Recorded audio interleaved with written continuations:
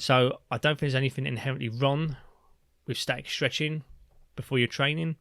However, there is evidence to suggest that it can have detrimental effects on your performance if you're holding those positions for more than 60 seconds. Which, to be fair, I don't think most of us are doing anyway. It's also down to the intensity. So I actually spoke about this in a video quite recently, was the 60-second thing is important, but it's also the intensity of the stretch, because all the papers you see where people use them to say that stretching's bad for you, it's going to fuck you up, it's going to make you perform terribly. Well, it's like, if you look at most people who stretch before a workout, it's normally people who are normally a bit from a stiffer population, and the stretching they're doing is probably like 10 to 20 second little token lean overs, token little arm swings, whatever, and it's very light intensity. They're not literally token arm swings. You know what I mean? But they're doing little bits of light static stretching just to make them feel a bit more nimble. They're not doing intense bouts of 60-second hamstring stretches to loosen up, are they? So the context you normally see on paper, this is why it's important to read the papers, because if you just look at the conclusion, it will say static stretching before this exercise will reduce your power output, which, okay, if you do it for that in that context, but in a real world situation, most people don't do that. So it's not really relevant. But if we look at below 60 seconds on paper and a bit more normal, the effects, and as always, guys, all the studies were mentioned. We're not saying some papers, but they're all in the show notes. If we look at the papers that are below 60 seconds, the effects appear to be neutral. So what that tells me is there's no point really. Like, I mean, if it gives you that placebo thing, great. But then, as we said, time's a barrier. So think that to yourself. If you're someone who maybe find yourself rushing in the gym session, but you are static stretching beforehand, probably no, you can take it out because it's pretty neutral. It's not going to do anything. It's not going to do any damage, but it's not really giving you anything meaningful in the same breath. So, do you know what though? This is one of the things that I have refined my opinion on over the past year. So, a couple of years ago, I was very anti-static stretching. Yeah, sure. Yeah. It's not that I was saying, it's bad for you. It's inherently bad for you. Nothing like that. Nothing nocivic. But it's just I simply could not see the point of it. I have seen some applications for it since then, but I'll mention more towards the end about that.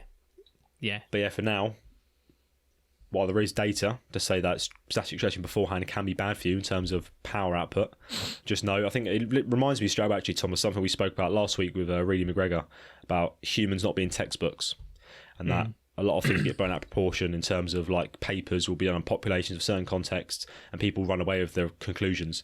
Whereas humans, who actually look at what they're actually doing, they sometimes don't actually do what some of these papers are suggesting. So we just got to be mindful of that. Okay. But we need to kind of talk about dynamic as well, because dynamic and static is different.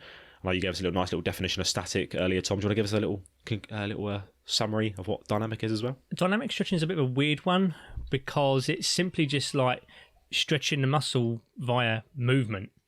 So, like how I was talking about like specific warm-ups earlier, like just simply doing the actual movement you're preparing for. You can say that's dynamic stretching. So if you're going to if you want to stretch for a squat, simply squatting would be a dynamic stretch. Yeah, it would be, yeah. But then you kind of go to like the level 3 PT textbooks, etc., and like they show dynamic stretching as like, and you'll see this down by things like the squat racks, etc., where people like swing their legs back and forth, stuff like that. The old, like it's more like a mobility thing, but like arm circles, etc. Yeah. Basically stretching the muscle through movement. Yeah, through movement. Yeah, that's basically it, isn't it? Yeah. And if that's the case, I have no issue with people doing that. But if you're going to dedicate time to it, why not just do it as an actual specific warm up?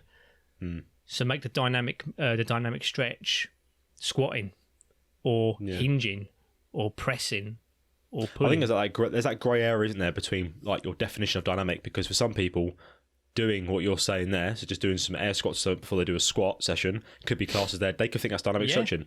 That you could class that as dynamic. So it depends on your interpretation of it, I suppose. Yeah. Yeah, but you will get gatekeepers that say, no, it's when you do this arbitrary movement. Yeah, cat and cows, whatever the thing is.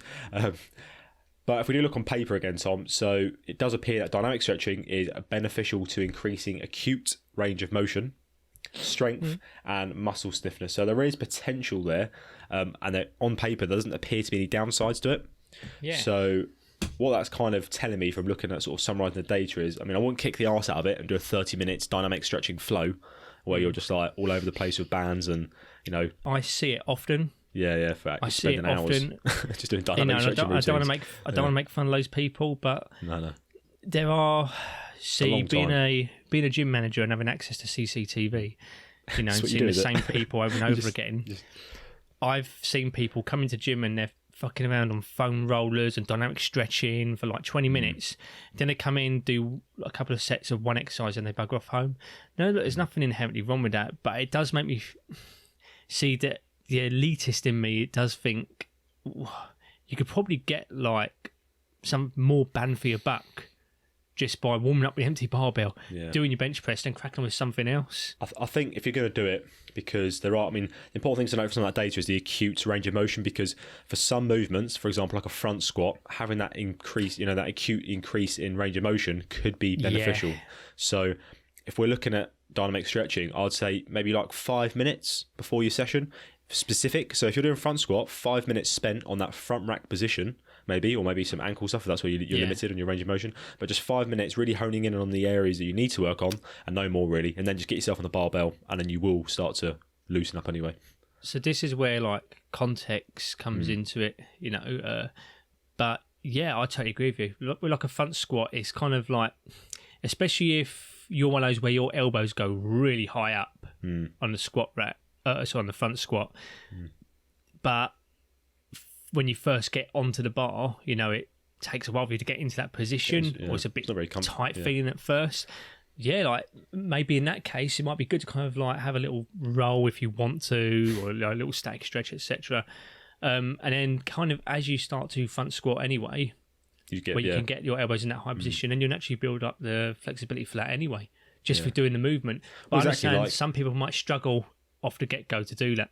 Yeah, like I know people who do it when they're just starting out with front squat, but like me now, because I've been doing it for so long, I don't need to do any of that. I literally just go straight into the bar. You can go into it cold. Yeah, I know my elbows go straight up because I've done it so many times and my body's adapted to it. But maybe when you're first starting, but I want to just stress, you know, 5 minutes dynamic stretching. I wouldn't really kick the arse out of it because it's eating into your session time, really. I don't really see the value in it. There was one point where I was doing front squats often, and when I first started, I could not get my elbows up. I had to do it with the, you know, where when like you attach straps to the barbell and you hold the straps because you don't have that flexibility or mobility to get your arms up. But eventually, the more I did it, I was able to just do it without the straps, and now I can go into the gym cold, grab an empty barbell, and I can get my elbows all the way up now, just because I've built the actual flexibility and mobility through the specific movement itself, rather than these magical stretches. But those stretches I was doing to get into that position in the first place, I didn't even mention the stretches actually, before with the straps, etc., I'd have to kind of warm myself up by putting my arms over the bar and leaning backwards and kind of stretching out my lats a little bit, stretching out my lats and shoulders. But now, I can just go up to the barbell and do it no problem at all, because I've built that flexibility and that ROM simply by doing the movement itself.